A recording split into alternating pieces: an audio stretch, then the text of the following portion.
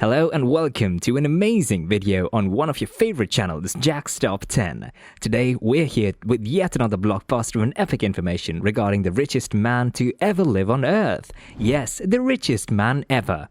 But wait, when we think about the richest people in the world, some typical names come to our minds, like Jeff Bezos, Elon Musk, Bill Gates of course. But no, they're certainly not the richest men ever lived on Earth. History revealed another information that they're not even close to the top 10 richest men that ever lived on Earth. As we proceed with the video, before that we would have really appreciated if you could give this video a thumbs up and subscribe to our channel for more amazing videos. Let's get started with our video now. So according to BBC, Amazon founder Jeff Bezos is the richest man in the world, according to the 2019 Forbes Billionaires list released this week. With an estimated fortune of $131 billion, he is the wealthiest man in modern history. But he is by no means the richest man of all time. That title is believed to belong to Mansa Musa, the 14th century West African ruler who was so rich his generous handouts wrecked an entire country's economy. Contemporary accounts of Musa's wealth are so breathless that it's almost impossible to get a sense of just how wealthy and powerful he truly was. Rudolph Birch-Ware, associate professor of history at the University of California, told the BBC, Mansa Musa was richer than anyone could describe. Jacob Davidson wrote about the African king for Money.com in 2015. In 2012, US website Celebrity Net Worth estimated his wealth at $400 billion, but economic historians agree that his wealth is impossible to pin down to a number. Mansa Musa was indeed the Golden King. Mansa Musa was born in 1280 to a family of rulers. His brother Mansa Abu Bakr ruled the empire until 1312 when he abdicated to go on an expedition. According to 14th century Syrian historian Shibab al-Umari, Abu Bakr was obsessed with the Atlantic Ocean and what lay beyond it. He reportedly embarked on an expedition with a fleet of 2,000 ships and thousands of men, women and slaves. They sailed off, never to return. Some, like the late American historian Ivan van Sertima, entertain the idea that they reached South America, but there is no evidence of this. In any case, Mansa Musa inherited the kingdom he left behind. Under his rule, the kingdom of Mali grew significantly. He annexed 24 cities, including Timbuktu. The kingdom stretched for about 2,000 miles from the Atlantic Ocean all the way to modern-day Niger, taking in part of what are now Senegal, Mauritania, Mali, Burkina Faso, Niger, the Gambia, Guinea-Bissau, Guinea, and Ivory Coast. With such a large landmass came great resources such as gold and salt. During the reign of Mansa Musa, the Empire of Mali accounted for almost half of the old world's gold, according to the British Museum, and all of it belonged to the king. As a ruler, Mansa Musa had almost unlimited access to the most highly valued source of wealth in the medieval world. Kathleen Bickford Berzok, who specializes in African art at the Block Museum of Art at Northwestern University, told the BBC, major trading centers that traded in gold and other goods were also in his territory, and he garnered wealth from this trade, she added. The journey to Mecca. Though the Empire of Mali was home to so much gold, the kingdom itself was not very well known.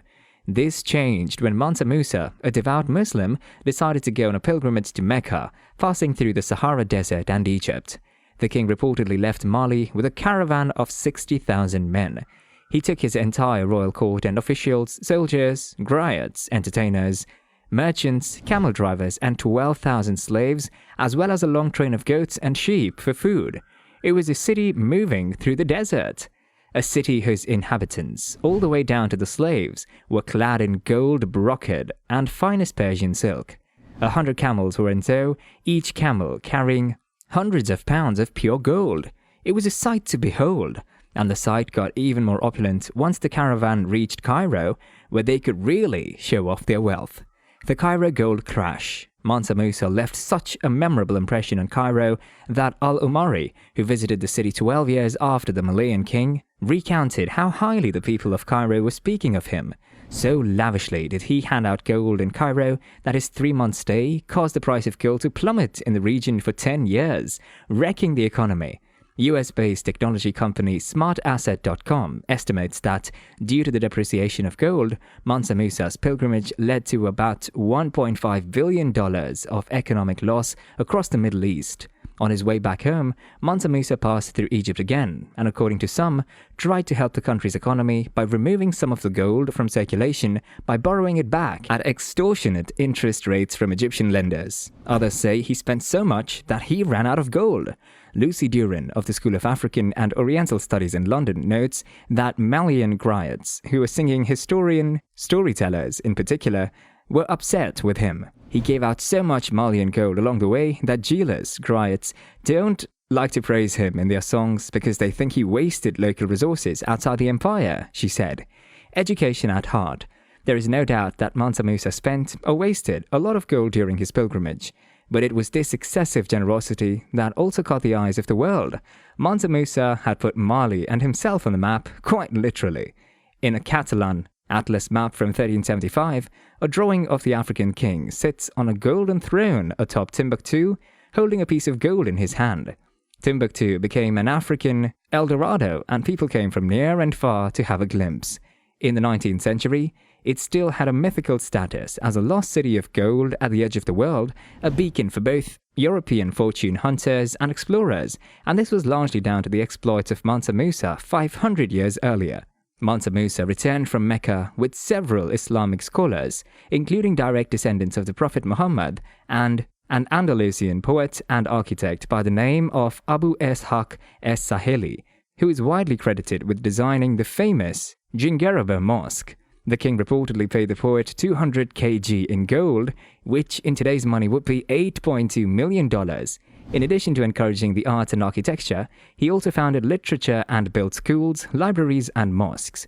Timbuktu soon became a center of education, and people traveled from around the world to study at what would become the 𝐦𝐨𝐵 University. The rich king is often credited with starting the tradition of education in West Africa, although the story of his empire largely remains little known outside West Africa.